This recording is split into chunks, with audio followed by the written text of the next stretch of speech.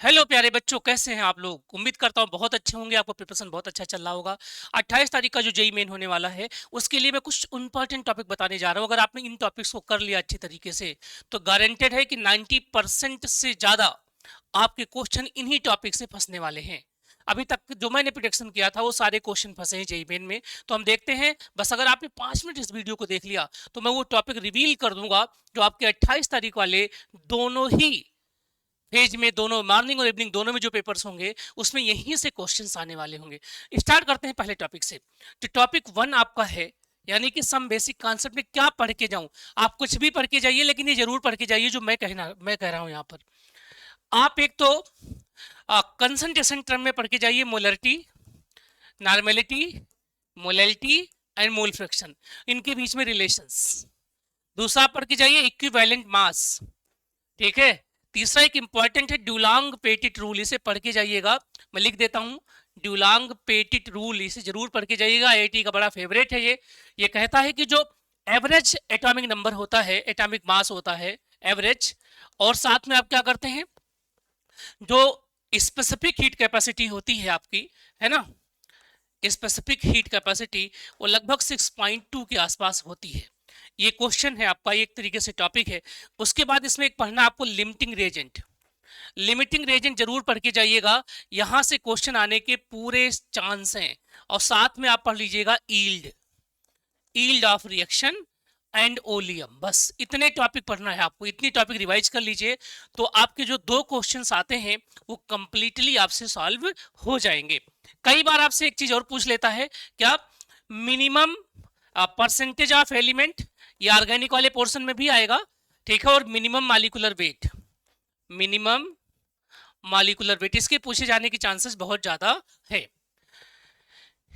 अगला आपके पास टॉपिक है पीरियोडिक टेबल्स का। पीरियोडिक टेबल्स में क्या पढ़ के जाएं जहां से सीधा सीधा क्वेश्चन आ जाए। तो देखिए आपको पढ़ के जाना है iso electronic ion, iso electronic ion, ठीक है। क्या होते हैं, इनकी साइज क्या होती है, तो इनका जो रेडियस होता है वो 1/z होता है, इस बात को याद रखिएगा।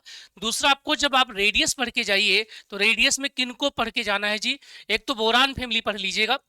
बोरान फैमिली में रेडियस का ऑर्डर इस तरीके से होता है, बोरान के बाद गैलियम आ जाता है, एल्युमिनियम उससे बड़ा हो जाता है, बस इतनी सी बात है, ठीक है। उसके बाद आपका आ जाता है इंडियम और थैलियम। इन्हीं की आईपी भी कर लीजिएगा, बता रहा हूं ये सबसे फेवरेट है, पक्का पूछे जाएंगे आपके एग्जाम में। उसके बाद आप पढ़ लीजिएगा जिंक, कैडमियम और एचजी, इन तीनों का ऑर्डर। और एक आपका बड़ा फेवरेट है ट्विंस एलिमेंट, जिसमें जर्कोनियम और हैफनियम है, तो रेडियस में ये पढ़िएगा। उसके बाद आता है आपका आयनाइजेशन पोटेंशियल।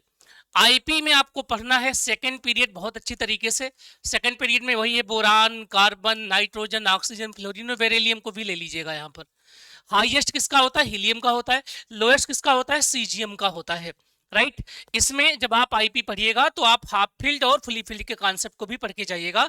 और साथ में ये जो जिंक, कैडमियम, एचजी है ना, इनकी आईपी जरूर पढ़ के जाइएगा, इनकी आईपी जरूर पढ़ के जाइएगा, जरूर आपके एग्जाम में आएगा, क्योंकि यहाँ पे अप्लाई क्या होता है, लेंथेनाइट कॉन्ट्रैक्शन का इफेक्ट।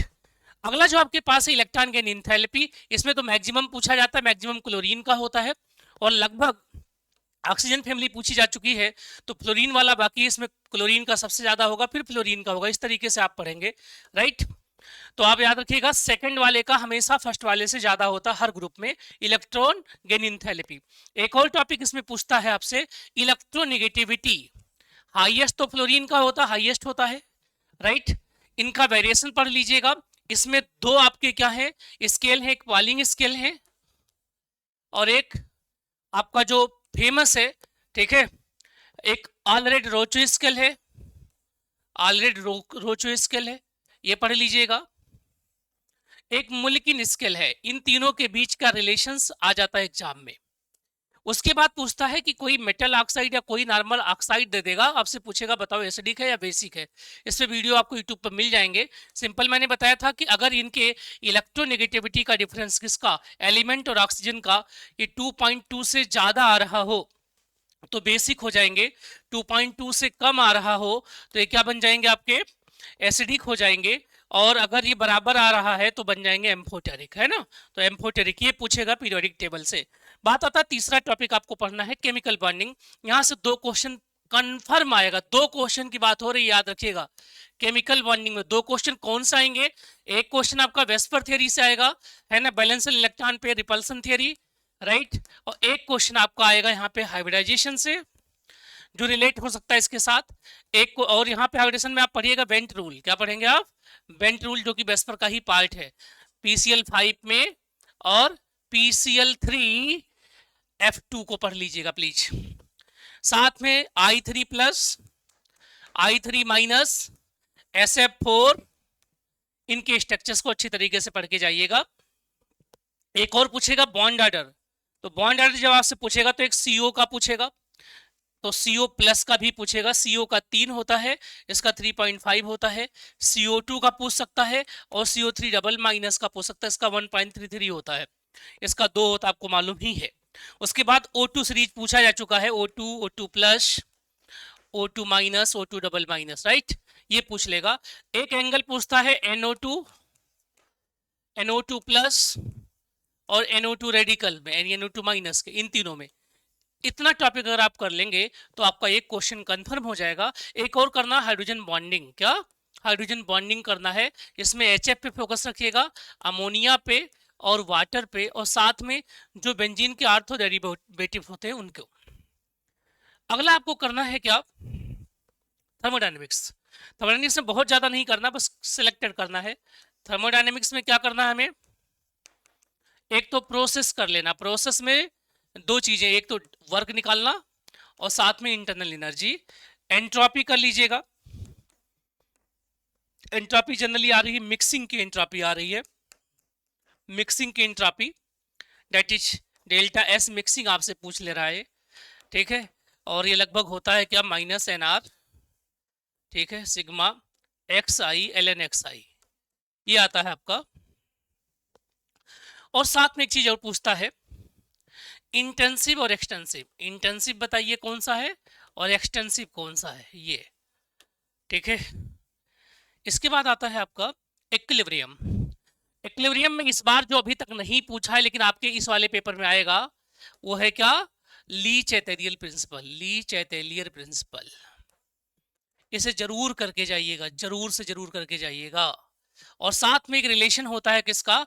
अल्फा का मॉलिक्यूलर वेट के साथ, ठीक है। तो इसको आप ऐसे करते हैं, अल्फा इज इक्वल टू भी आपका होता है molecular weight observe minus molecular weight experimental, है ना, divide by n-1 times of d, density के साथ, सॉरी इनके साथ, हाँ। तो आप इसे एक बार जरूर पढ़ के जाइएगा। नेक्स्ट आपके पास क्या है? पीएच। पीएच में आपको बफर पढ़ के जाना। बफर इस बार का कंफर्म क्वेश्चन है। बफर पे हेंडरसन इक्वेशन होता है, आप उसे पढ़ लीजिएगा। और केएसपी को निकालना पढ़ लीजिएगा। केएसपी और बफर को पढ़ के जाइएगा प्लीज, पीएच वाले केस में। और 10⁻⁸ मोलर HCl का पीएच निकालना भी। इसके बाद आता है रेडॉक्स। फेवरेट टॉपिक है आपके जेई मेन में। रेडॉक्स में आपको क्या करना है? रेडॉक्स में बस चुनिंदा चीजों को करना है। एक तो आपको करना है क्या? H2H2O8 का, CrO5 का कर लीजिएगा आप, H2SO5 का कर लीजिएगा आप इसमें, ठीक है, H2SO5। मेटल के हाइड्राइड का कर लीजिएगा, जो कि यहाँ पर -1 हो जाता है। और साथ में ऑक्साइड, पराक्साइड, सुपर ऑक्साइड कर लीजिएगा। इतना करना है आपको किसमें? जो आपके रेडॉक्स होते हैं। उसके बाद आता है सर डी ब्लॉक में क्या करें? तो डी ब्लॉक में आपको बस 3 लोगों को पढ़ के जाना है। पहला आप KMnO4 को अच्छी तरीके से पढ़ लीजिएगा, KMnO4। इनके साथ K2Cr2O7 को पढ़ लीजिएगा, ठीक है। इन दोनों में हाइब्रिडेशन SD3 होता है, ठीक है। इनका कलर होता है ड्यू टू द LMCT, ये पूछ लिया था है LMCT, ठीक है, ligand to metal charge transfer. उसके बाद आ गया कोऑर्डिनेशन से हर पेपर में आ रहे हैं 2 क्वेश्चन। तो कोऑर्डिनेशन में एक तो आप आइसोमेरिज्म पढ़िएगा, आइसोमेरिज्म, और साथ में IUPAC, ठीक है। और एक आप पढ़ लीजिएगा वैलेंस बॉन्ड थ्योरी। बस इतनी चीजें अभी पूछा है, बस यही पूछेगा अभी। नेक्स्ट टॉपिक आपको आता है ऑर्गेनिक में क्या पढ़ के जाए सर? तो ऑर्गेनिक में जो आपको पढ़ के जाना है, एक तो GOC करके जाना है। GOC में आप पढ़ के जाइएगा हाइपर कॉन्जुगेशन, हाइपर कॉन्जुगेशन। आज ही रिवाइज करिएगा इसको प्लीज। उसके बाद आपको पढ़ना आर्थो इफेक्ट, आर्थो इफेक्ट। उसके बाद पढ़ना basicity of amines, basicity of amines. उसके बाद आपको पढ़ना है एरोमेटिसिटी, एरोमेटिसिटी। यहां से कम 3 क्वेश्चन फंसने वाले हैं इतने टॉपिक से ही। रिएक्शन मैकेनिज्म में क्या करके जाएं, तो रिएक्शन मैकेनिज्म में आपको जो फेमस रिएक्शन मैकेनिज्म है मेरे यूट्यूब चैनल पे सारे मिल जाएंगे आपको। उसमें आप SN1 SN2 के बीच का डिफरेंस, ठीक है। उसके बाद आप पढ़िएगा E1CB पढ़ के जाइएगा, E1CB और E1E2 पढ़ के जाइएगा। बस इतने मैकेनिज्म पढ़ के जाओगे तो आपके क्वेश्चन मेंस में फंस जाएंगे। नेम रिएक्शंस चुनिंदा में बता देता हूं। एक तो आपसे पूछेगा पिनाकोल पिनाकोलेन, ठीक है। दूसरा आपसे पूछेगा विलियमसन, विलियमसन सिंथेसिस। तीसरा आपसे पूछ सकता है कैनिजारो, कैनिजारो रिएक्शंस। चौथा Gattermann coach, Gattermann coach reaction. तो गाटरमैन के 2 रिएक्शन होते, दोनों पढ़ लीजिएगा। पांचवा पर्किन रिएक्शन, पर्किन रिएक्शन पढ़िएगा। छठा एल्डोल पढ़ लीजिएगा, एल्डोल। सातवां आपको पढ़ना है सैंडमेयर रिएक्शन, बार बार पूछ रहा है ये, ठीक है, सैंडमेयर रिएक्शन। और 4 रिएक्शन है स्ट्रॉन्ग HCl। ये कौन से हैं जी, ये आपका सिमिट है, हाफमैन है, कर्टियस है और लॉसन। इन सब में कार्ब, इसमें नाइट्रिन्स बनता है, इन सभी में नाइट्रिन्स बनता है। और एक और रिएक्शंस आपके पास है क्या, Rymer teamer reactions, RTR reaction बड़ा फेमस है। और एक कार्बिलमीन रिएक्शंस है, इन दोनों में कार्बिन बनता है। तो इतना कर लोगे तो नेम रिएक्शन का क्वेश्चन कंफर्म आपसे आ जाएगा या फंस जाएगा आपका। नेक्स्ट आपके पास है बायोमॉलिक्यूल्स। तो बायोमॉलिक्यूल्स में जो आपको पढ़ना है वो पढ़ना है रिएक्शंस ऑफ ग्लूकोज, बस रिएक्शन ऑफ ग्लूकोज। ग्लूकोज के जो रिएक्शन NCERT में दिए गए उन्हें कर लीजिए। और साथ में एक टर्म आता है म्यूटा रोटेशन, म्यूटा रोटेशन। एक टर्म आता है reducing and non reducing sugar. इनके लिए मैं आपको ट्रिक बता देता हूं। अगर किसी शुगर का स्ट्रक्चर बनाया गया हो, एक कार्बन यहां पर हो, इसके बाद ऑक्सीजन हो, फिर कार्बन हो, और यहां पे OH हो जाए, चाहे यहां पे चाहे यहां पर, तो ये रिड्यूसिंग होगा, पक्की सी बात है।